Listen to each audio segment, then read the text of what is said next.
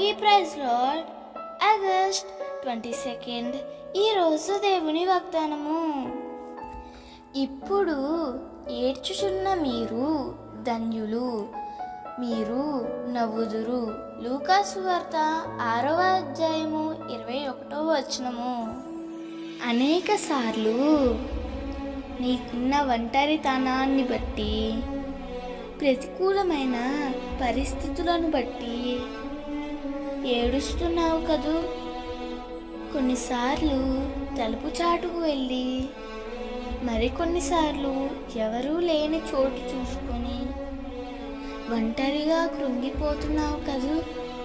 పడక మీద పడుకున్నప్పుడు సహితము నీ కళ్ళల్లో నుండి కన్నీరు కారుతుంది కదూ. నీ పరిస్థితిని బట్టి ఎవ్వరితో ఏమీ చెప్పుకోలేక పైకి నవ్వుతూ లోపల కుంగి కృషించిపోతున్నావా? అయితే యేసయ్య నీకు ఒక భరోసా ఇస్తున్నాడు.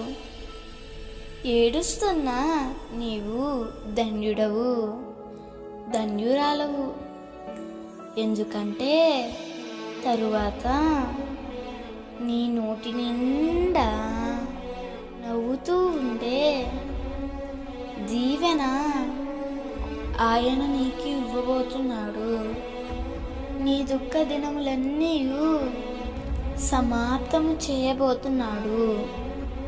విశ్వసించి దేవుని దీవెన అనుభవించు.